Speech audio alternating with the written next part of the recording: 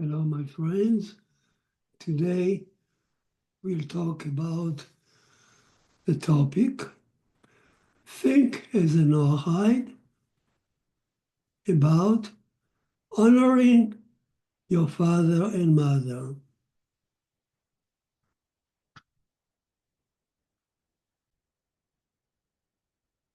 I will start with a case. Here is a 39 years old nurse coming one day to our clinic. It's a real case. She is extremely excited because a genetic research company told her that they found a biological father who now lives in Spain. For her, this was a earth-shaking news because she has been raised by a single mother who never told her about anything about her father, only that he passed away, and she had never had any siblings, no family.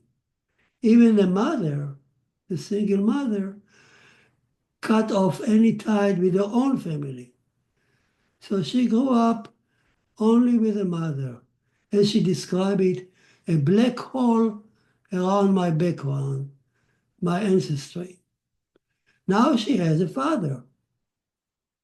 And the father lives in Spain. That's what she is told. Now she confronted with the new news her mother, who tell her now that indeed her father is a sailor, a Spanish sailor, whose ship was docked for a few months in New Orleans. And at that time, she married him, impregnated by him, but he left with the ship. As the ship started going back to the sea, he disappeared from their life, never be seen again. So the nurse was raised by this single mother in a very hard time, I should say. And now she is excited. She has a father in Spain. She has a background to search. God helps. And a few weeks later, the company contacted her again because they found her siblings. She had 5 siblings living all in the United States along the city port along the shore of the Atlantic shore. Obviously, the father was very active. Now she is more excited. She has a family, she has siblings. She immediately contacted all of them, including the father, and they all planned, and she actually pushed it. They all planned to go to Spain to have a family gathering. As it turned out, the story was not so simple. Some of the siblings accepted the idea enthusiastically, like herself, and wanted to go to Spain to meet the father. Other siblings rejected the whole idea.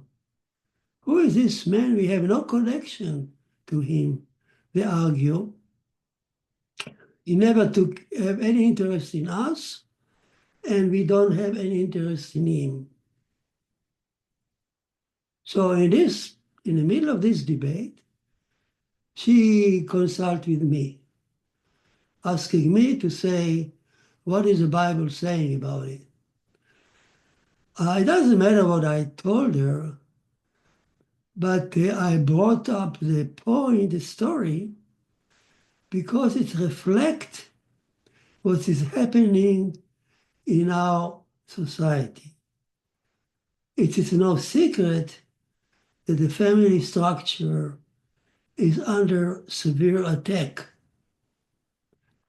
So many people today, children, grow up in broken families' homes, living under stepfather, stepmother, sometimes a whole series of divorces in one family, ex husband. There is a mishmash of children in a home who belong to this father, to that father. So who is indeed the father that you should be honoring? Who is your really mother? Moreover, even there is a functioning family, father and mother and children, yet today the parents are engaged, each one in his own career, spending outside the home for the whole day. The child is raised actually at school and afternoon, all kind of activities. When he come at night, he had some dinner and he goes back immediately to his room, lock himself or herself with a screen, with a gadget, and you don't see him or her until 9 o'clock at night. The mother hesitates to knock on the door and say good night. That's how we raise children today. So whom this child should honor? And I would, if we go that line, I would also mention today technological achievement, artificial insemination. In the past, it was kept in secret. Children never knew that they were born from a test tube donation. Nowadays, a genetic research company tell the child when he grow up, this is your genetic profile. It doesn't match your father profile. A very common story. So now the child is confused. Who is my father? Should I look for my biological, which is impossible? Should I honor this man who just raised me? There's a lot of confusion. And surrogate motherhood complicates everything even further. Who is a mother?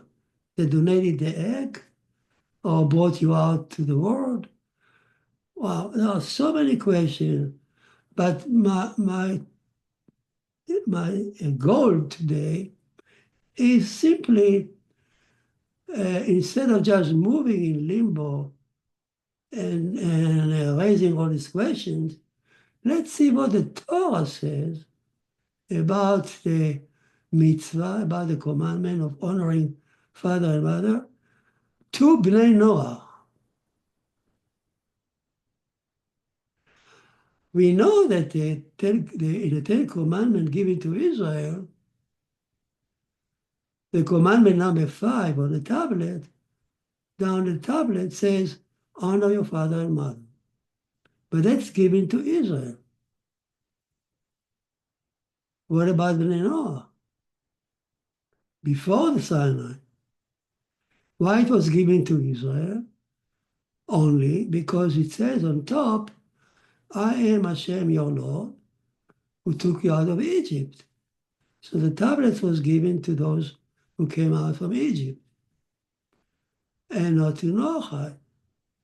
So what about the Noahide? All the nations, do they live under the same commandment? Of course not. So where is the commandment given to Bnei Noah?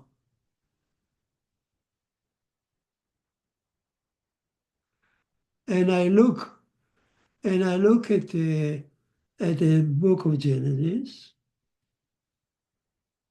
and I know that the sixth commandment was given to Adam: idolatry, adultery, bloodshed, and so on.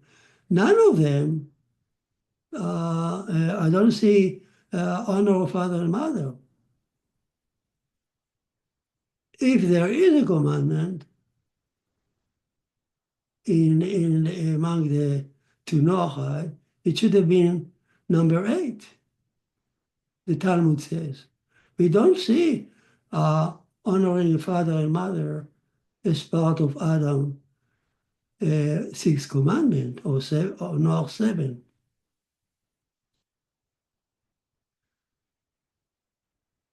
Now there is another halachic point that I want to mention here as we discuss it. Suppose this is true, that Noahide were never commanded to honor the father and mother, only Israel in the Ten Commandments. Now we have a rule. In that case, Noahide are completely exempt. I'll give you an example. There is a rule that any commandment given to Israel on Ten Commandments on Sinai and not given to Noahide before apply only to Israel, strictly.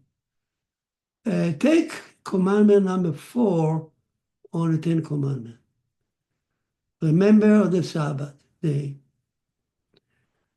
How do you remember the Sabbath day? To sanctify it, which means there are 39 prohibitions of work that are forbidden to Israel on the Sabbath.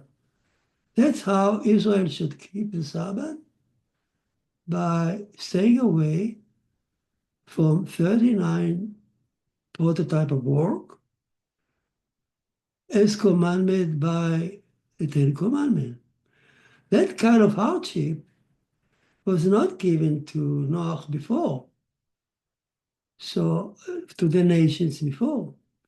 Therefore, it applies only to Israel. And Noahide may keep the Sabbath the way Noah kept it,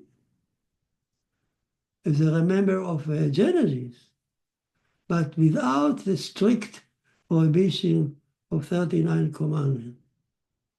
Absolutely, they are confined to Israel. So that's a good example how a commandment given to Israel apply only to Israel. Now, if that is so also in regard to honor on father and mother, which is number 5 on the tablet, if it's given only to Israel, then Noah is not exempt. Well, is that possible? Now, yes, some rabbis said, and you can even read in today articles, that this is the case.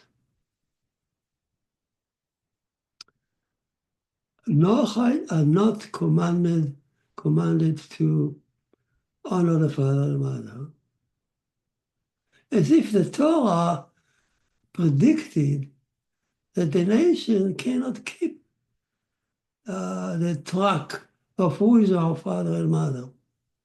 It's very difficult. Today is a big example of that. Look at the society today. People really don't know whom to honor, who is their father and mother.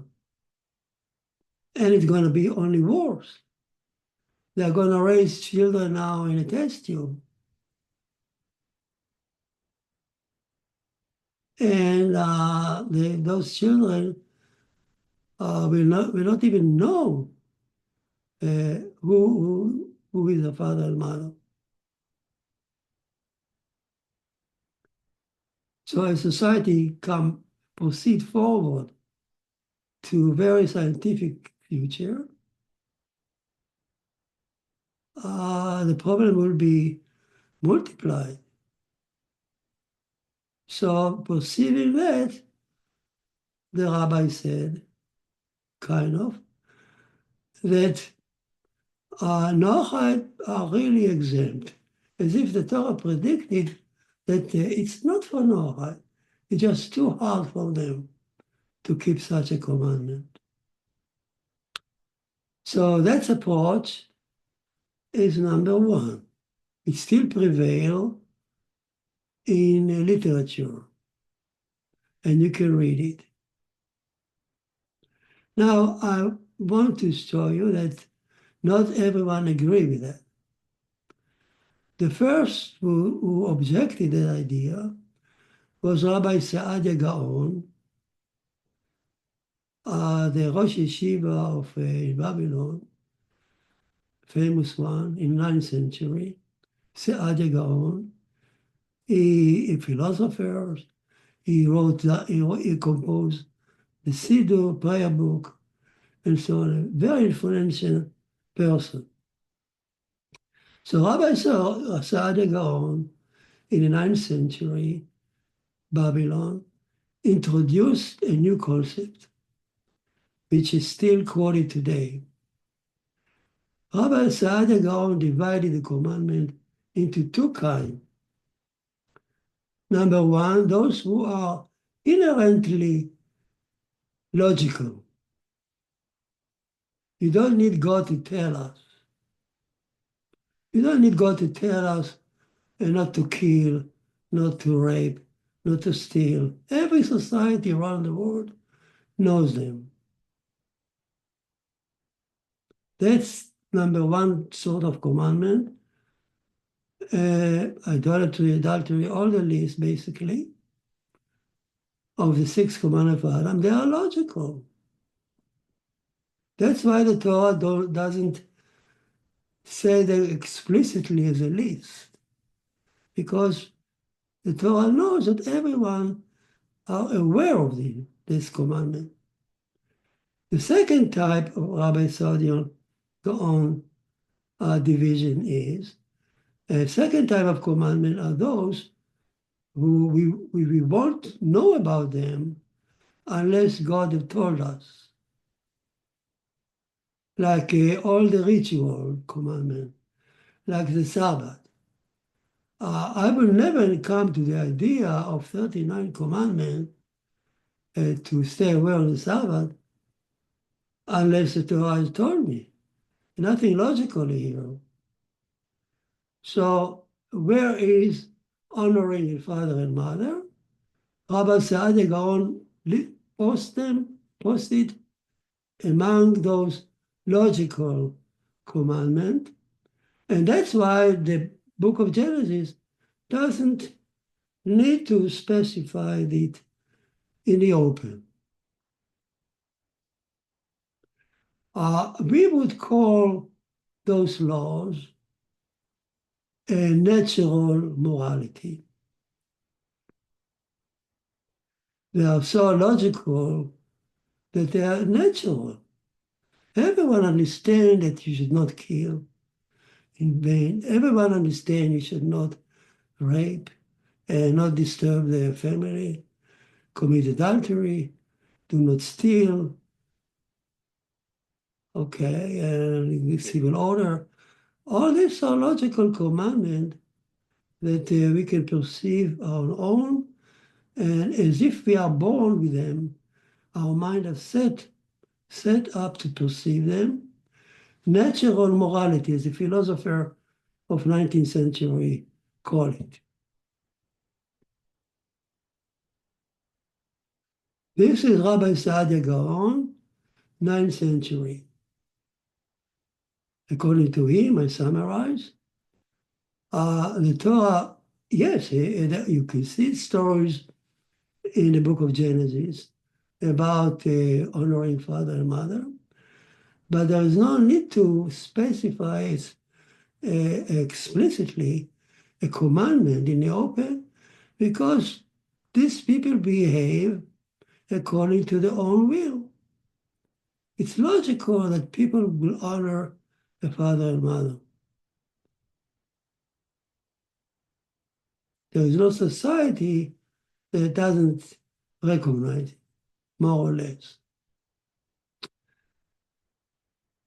Fast forward 100 years later, come the Rambam, Maimonides, and reject the idea.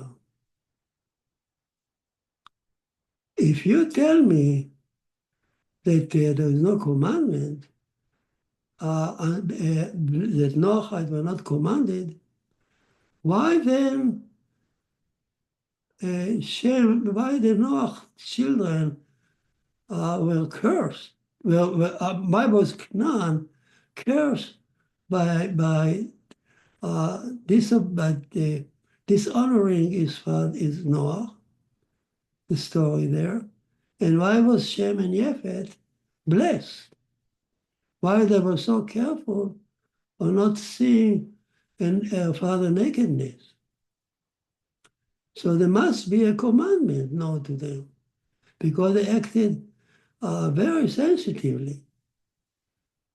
In order to make things clear, let me repeat shortly the story of Noah.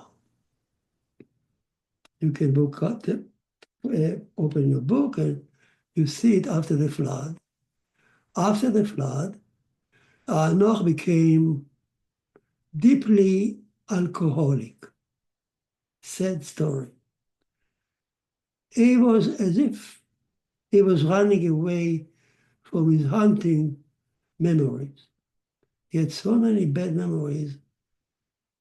He had to find refuge in alcohol. We would call it post-traumatic syndrome. One day, the Torah says, he sank so deeply into drunkenness that he lay down naked on the ground, where in Naaman, his wife's tent. He was lying buried in the ground, as if in shame. Why the shame? The Talmud asks. We understand the depression, the running away from the memories, but why was lying in the face down in the ground is shame. And the Midrash fill the vacuum and tell us a story that earlier he tried to have a marital relationship with Nama, and because he was drunk and depressed, he couldn't function. So he fell down in shame. It's another aspect of PST syndrome. Now, the Torah said at that very painful moment, his grandson, Canaan, who was the son of Noah's older son, Ham, wandered into Naaman's tent. And seeing his grandfather on the ground, he raped him, increasing humiliation and shame that Noah already had. Now the question is, how could Canaan enter freely in Naaman's tent, women's tent? The answer is, they raised him. Naaman and Noah raised Canaan as their own son. It's a long story, but in short, after the flood, Noah and Ham gave Canaan to his father, Noah and Naaman, and mother, to be raised as his own child, so that he will be trained by them, and one day he will become the leader of the generation. Noah himself, as you remember, was raised not by his parents, by his grandparent, Enos, and we trained him to be the leader of his generation. So Ham thought that Canaan will be the same story. He will be raised by Noah and Nama to become a leader. And indeed, the Midrash says, Canaan was very talented and sensitive guy, a poet, musician. And Nama especially loved him because she recognized in him her own talent of music and poetry and dancing, if you remember the story of Nama. Now go back to the physical act of sexual torture, humiliation. Canaan, when he finished it, he ran out and started calling everyone with laughter, "Come see your grandfather on the ground." As he was calling, the other two sons of Noah, Shem and Yefet, heard it there, the Canaan call. So they took a blanket on their shoulder and entered the tent going backward. Their faces turned to the entrance, so they would never see the father nakedness. Slowly, slowly, they passed backward until they came to Noah's body, naked body, and threw the blanket on his back, covering him from head to toe.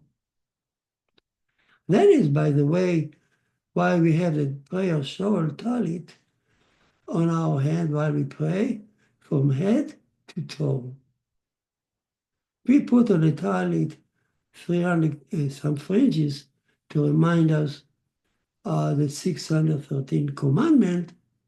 Noahide can wear the same prayer shawl, maybe colored by seven different colors, and seven fringes. We don't need 613 for Noah. But the idea of prayer shawl,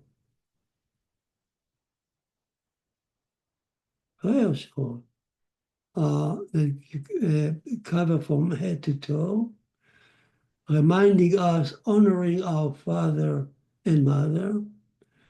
And if you honor your father and mother, you will also honor your father and mother, your father in heaven. You'll see that later. Now go back to the story. When Noah recovered, he learned what happened, and he blessed Shem and Yefet, and he cursed Canaan to be a slave to a slave. Instead of being a leader, he would be the lowest status of society. By the way, the expression slave to a slave, already telling us that the story took place much later, after the flood, when slavery was already instituted. Empires were running out and capturing slaves. And that's close to Abraham time, which is in next series of stories after Noah. Now, we're going back to the question. So what the people who follow the Rambam argue with the Sadiq Gaon. If you say that the commandment to honor parents was not given to Noah, why if they were not given, why Shem and Japheth were so careful not to see the nakedness of the father, and they were so careful about honoring the father, and also why was Canaan cursed? So you must say that the commandment of Hashem was given as part of, of Adam's 6 commandments. So they knew about it. They knew about all the 6 commandments of Adam. And among them should be this commandment of honoring Father. We just need to frame it to find out where it is among the 6.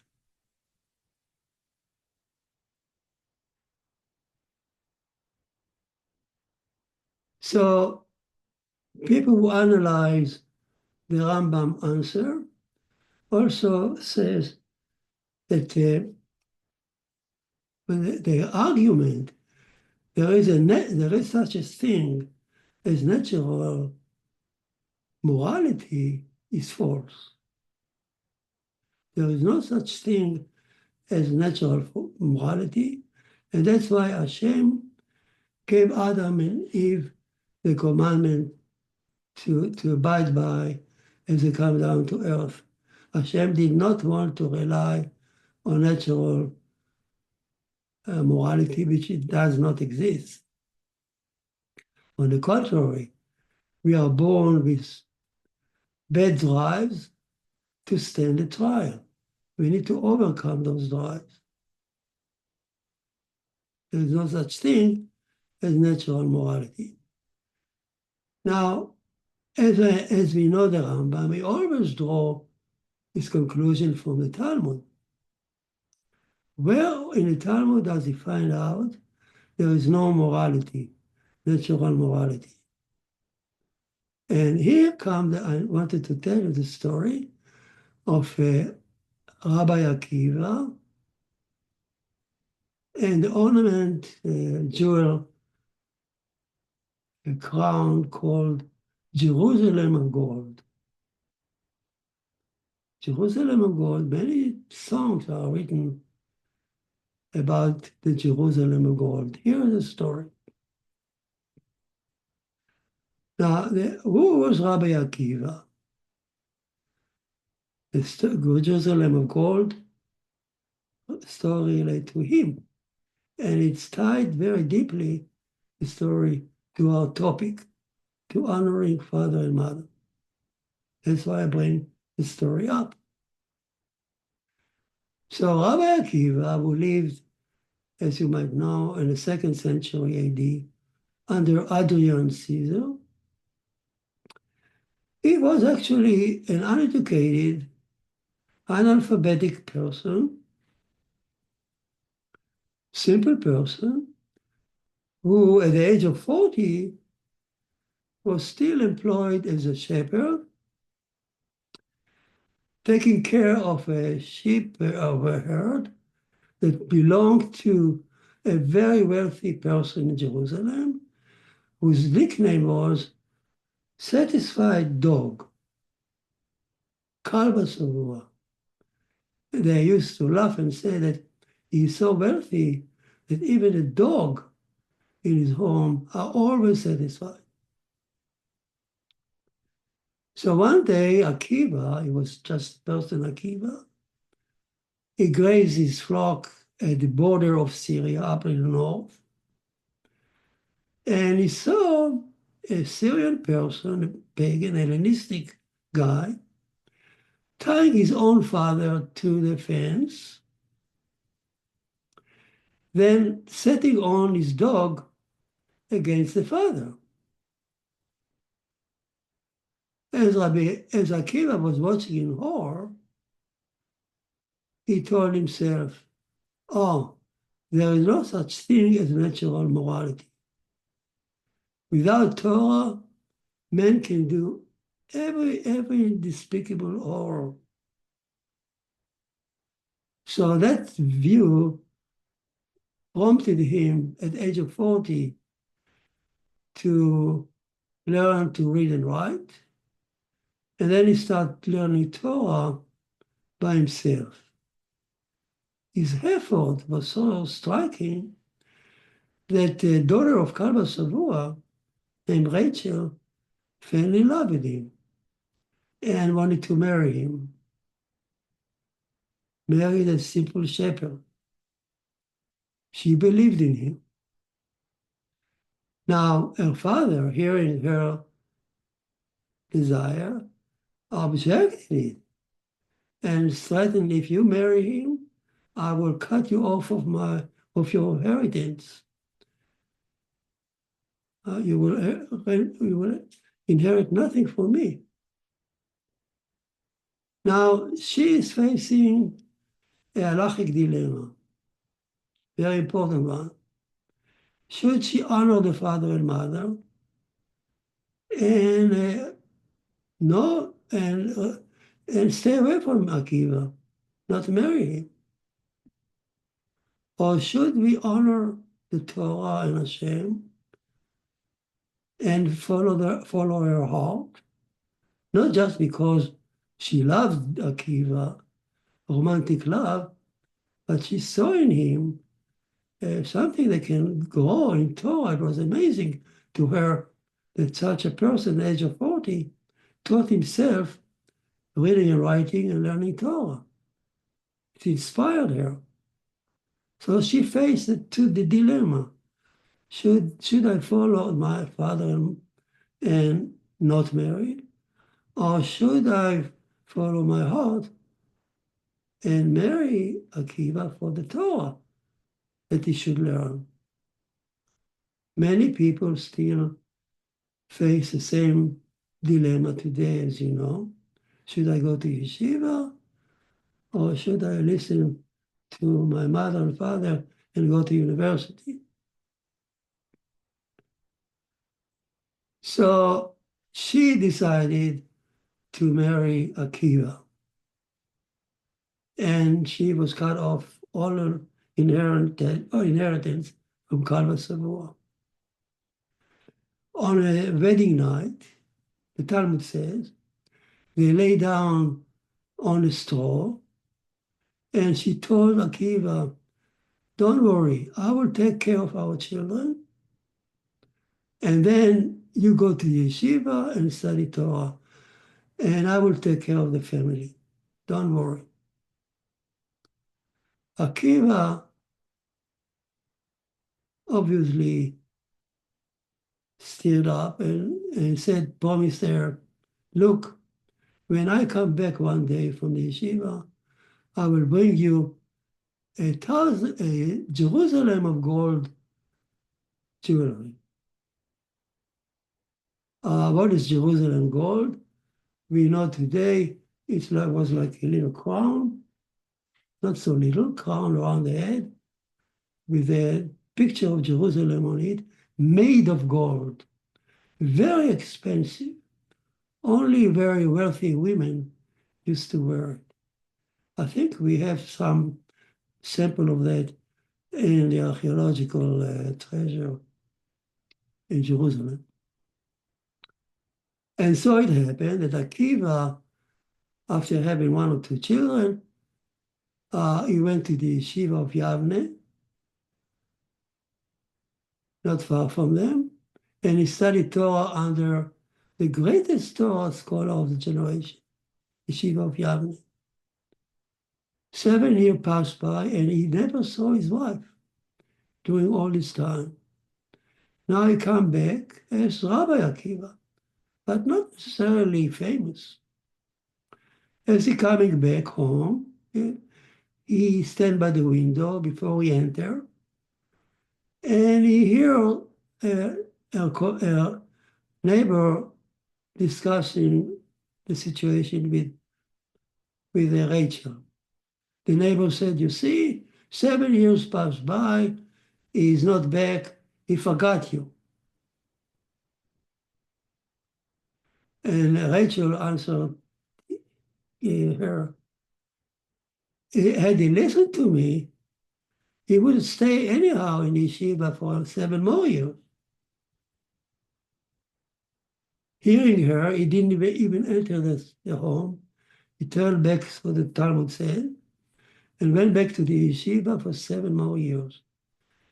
During these 7 years, he grew up so much spiritually that he became the famous Rabbi Akiva, the great scholar that all Israel knew. 7 years later, because these are the second 7 years. Now he comes back home, accompanied by 24,000 Torah students, the Talmud says. A big crowd of Torah students followed him everywhere he went. As he entered town, the whole town went out to greet him. Among them, his wife, Rachel. And as he was passing by her in his couch, she ran forward towards him. But then she was stopped and pushed back by the student. So seeing her, Rabbi Akiva told the student, "Come, let her come and sit by me, because my Torah and your Torah belong to her. My Torah and your Torah belong to her." Those famous words are known to every girl in Israel, in yeshivot. They know that once they are married, they are ready to take the yoke of household keeping, and they are happy to see a husband sitting in yeshiva and learning Torah, because his Torah is her Torah. She shares in everything he learned, because women are not obligated to learn Torah. But if they support their husband, his Torah belongs to her. This is Rabbi Akiva saying. And as he said those words, he also pulled out a Jerusalem of gold crown and placed it on her head for all to see. That Jerusalem of gold. Songs are written about the story. Now, at the end of the story is also good, because Kalva Savua, Rachel, father, finally changed his mind. Seeing that the glory of his son-in-law, he left all his vast property to the daughter, Rachel, and to Rabbi Akiva. Now, what can we learn from the story? A, Rabbi Akiva did not believe in natural law, morality. What prompted him to learn Torah in such passion was the fact that Gentiles, philosopher, Hellenistic guy who was very versed probably in Greek philosophy, it didn't stop him from heinous act against his father. There is no such thing as natural law. And that brought the Rambam to object Rabbi Gaon's posture that there is such thing. Rambam says no. Without the Torah, he followed Rabbi Akiva. Without the Torah, everyone could do the worst thing without flicking an eye. And also, what else we learn? That's what we learn from Rabbi Akiva. And from Rachel, we learn that there is a rash, when there's a clash between honoring Hashem and honoring you, and Torah, and honoring your parents, you opt for honoring Hashem. Okay, now the question is, okay, and we understand that the Rambam point is that Noahide are commanded in this prohibition, in this obligation to honor the father and mother, are commanded among the 6 commandments of Adam. Where is it? On the surface, you don't see them. Here comes the Rambam and save us. And he writes explicitly. You know where he places the commandment? As a sub-commandment or as part of the commandment number 5 of Adam called dinim, civil order and justice.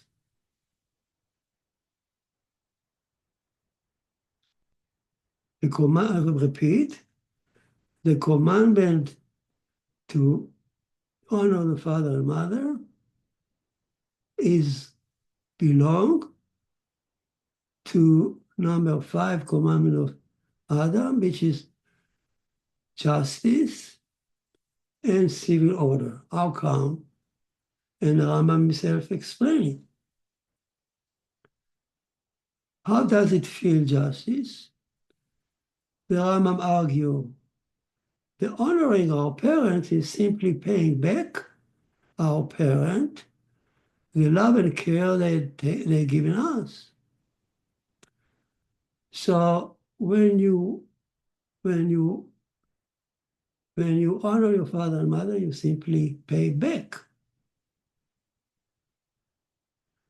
What happened if the parents did not invest anything in us, like this Spanish sailor? Perhaps you don't need to honor him. The other sibling said, we don't know this guy. Why should we honor him? Now, it all depends on how much you invest.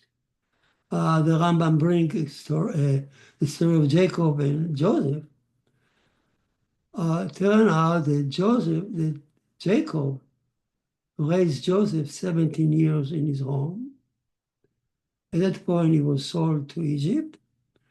And finally, Jacob came down to Egypt and lived 17 years under Joseph, measure for measure.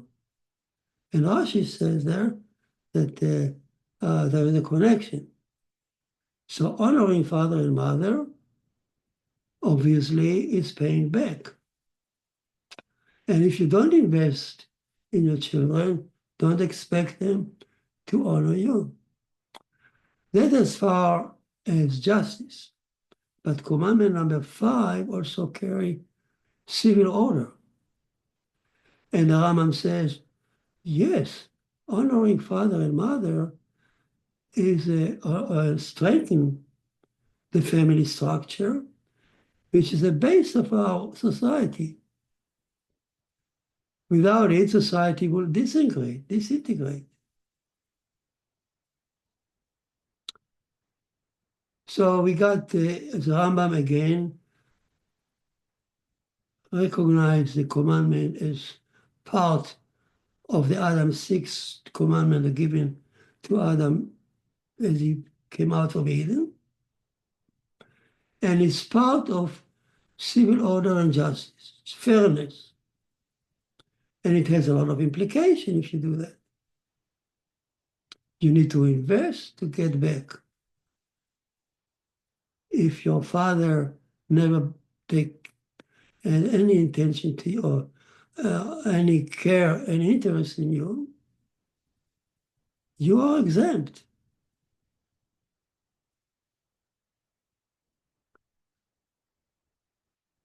Now the Rambam goes on in another place and say it's also not only base of society. Honoring father and mother is the base of believing in God, in the Torah. Because why do we live in the Torah?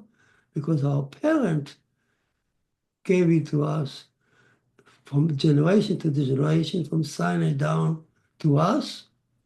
And we believe them that what they tell us, that they heard Hashem on Mount Sinai. Without honoring a father and mother, there would be a question about the Torah validity.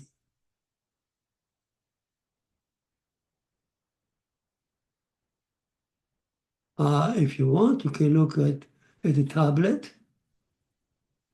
The left tablet carry the commandment number 5 at the bottom.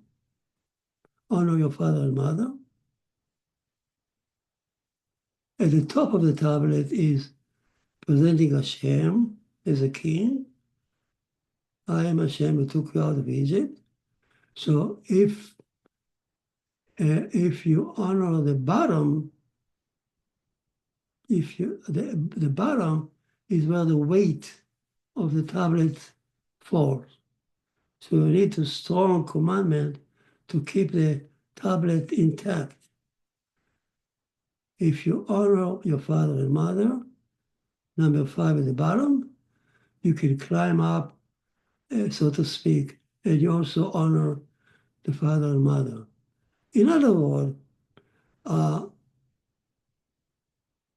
you cannot honor, if you honor your father and mother, most likely you will also honor your Father in heavens. Also, I want to point out that commandment number 5, Moses put it as number 5 on a tablet. Interestingly, it's also what the Rambam says, it corresponds to number 5 of Adam. So number 5 of Adam, dinim, relate to number 5 on the tablet. We can talk more about such comparison, but not now. So in summary, so far, we have a record, we have a source, and we understand that the Noahide were commanded. Noah knew the commandment under dinim, and Israel also was instructed. Why God repeated it to Israel? The answer is a commandment needs to be repeated to Israel to apply to both.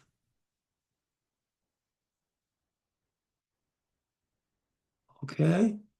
A commandment that Noahide keep must have 2 signatures, the signature of Moses and the signature of Noah.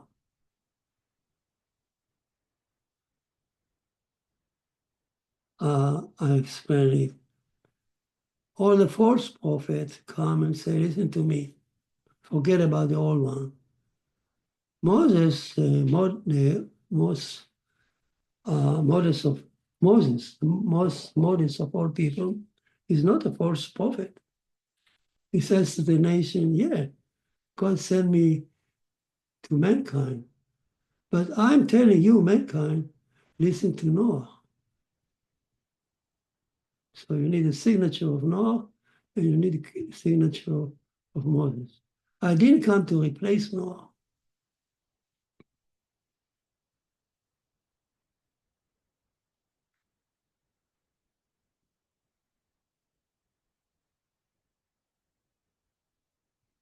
Now, to summarize, to end up the story here, I want to tell you if the commandment applied to both, Noahide can learn from Israel.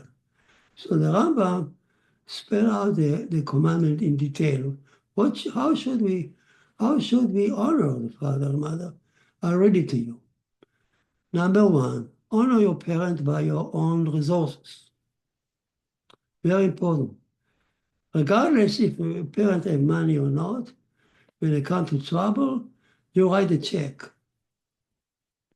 Number 2, one who curses his parent is liable to death. Number 3, don't stand in your father's stance, where he stands. Don't sit in his seat. Don't contradict his word in public. Don't call him by first name. Hey, Joe, come. No, he's father. Father, come. You always relate to him as your father and mother. Or number 4, always respect your father even if he's a student. Number 5, respect your father even after his death. 6, unmarried daughter is expected to share the expenses with a brother.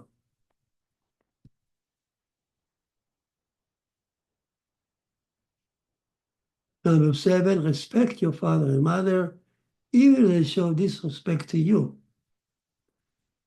The Talmud is full of such stories, how the sage,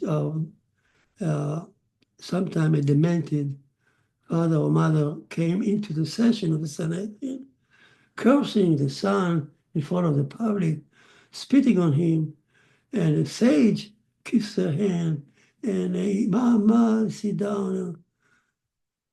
You always respect your father, even though demented. Of course, Noah's story here is an example of that. His post-traumatic syndrome, humiliated on the ground. What kind of respect his sons, Yefet and Shem, showed to her father. The last one, it says, it's just a law, halachic response from Rabbi Moshe Feinstein, saying that a Ben Noach is obligated to honor his Christian parents. A Ben Noahide are obligated to honor the Christian parents. Although there is a voice to say that you are, as if you are a different creature when you become a Noahide, it's not so. You are obligated to honor, even if you convert to Judaism, it still applies, it's still true. With this, I will finish. I know that there are many questions. We can discuss it later in our class. Thank you for being with me and have a good day.